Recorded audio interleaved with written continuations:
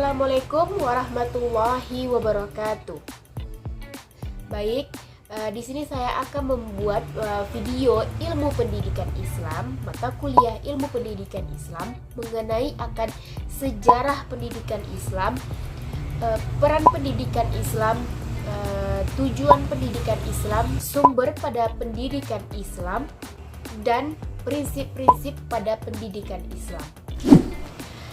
Sebelumnya, perkenalkan, nama saya Melisa dengan NIM 2522056, kelas 2B Pendidikan Teknik Informatika dan Komputer, Fakultas Tarbiyah dan Ilmu Keguruan.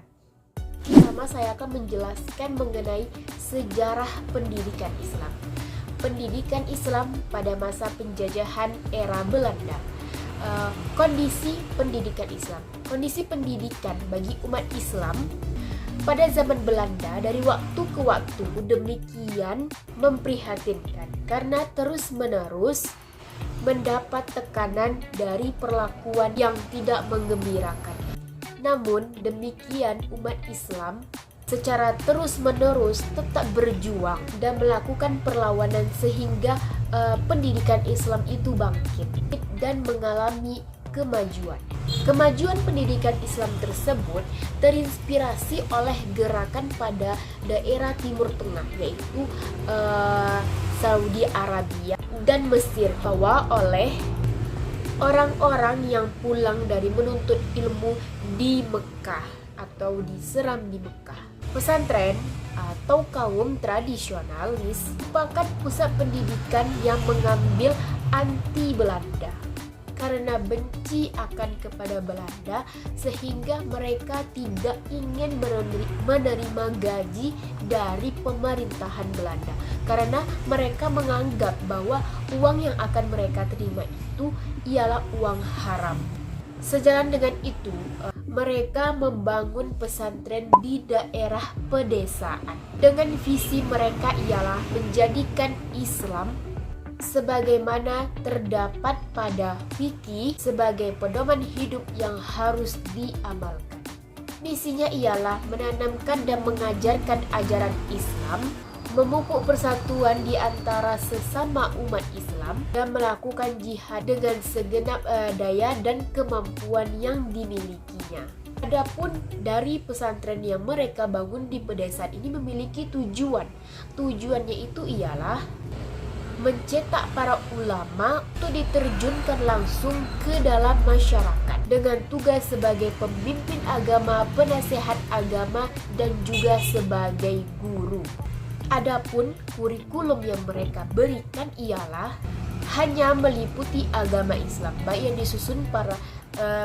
disusun dengan ulama maupun ulama mancanegara. Adapun selanjutnya ialah pendekatan. Guru menyampaikan agama yang terdapat di dalam berbagai kitab kuning. Kitab kuning tersebut baik dengan cara membacanya atau memahaminya. Selanjutnya ialah metode. Metode yang diajarkan pada pesantren ini ialah guru duduk di hadapan murid-muridnya atau di hadapan para santri, kemudian menjelaskan isi dari kitab kuning, dan kemudian di akhir pembelajaran guru mengulangi salah satu pesantren, yaitu untuk membacanya ulang. Selanjutnya pengajar. Pengajar ini ada 3. Yang pertama ialah kiai atau disebut sebagai syekh. Yang kedua ada guru senior atau disebut juga sebagai seperti ustadz. Yang ketiga guru junior atau murid atau juga disebut sebagai asisten. Selanjutnya ialah pelajar. Pelajarnya ini terdiri dari di daerah sekitar dan juga di luar daerah provinsi Indonesia, yaitu dengan putra dan putri. Sarana dan prasarananya ialah masjid, pondok pesantren, rumah kiai, dan lain-lainnya. Pengelolaannya itu dilakukan oleh kiai atau sekretariat yang ada di rumah kiai. Adapun yang selanjutnya ialah pembiayaan harta dari kiai atau juga dapat berupa infak dan juga sedekah.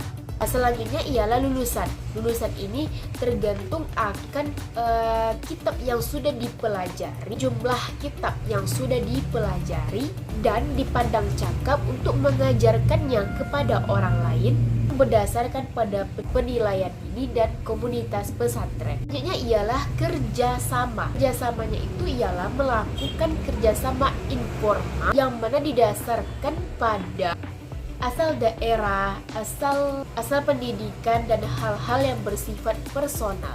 Adapun selanjutnya ialah lingkungan. Lingkungan ini adalah ditandai dengan sholat tahajud, wirid, berdoa, baca Al-Quran, dan lain-lainnya. Selanjutnya ialah pendidikan Islam pada era penjajahan Jepang.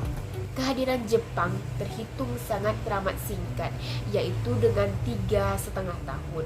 Namun, waktu yang singkat ini tidak berarti bahwa Jepang memberi pengaruh terhadap pendidikan Islam.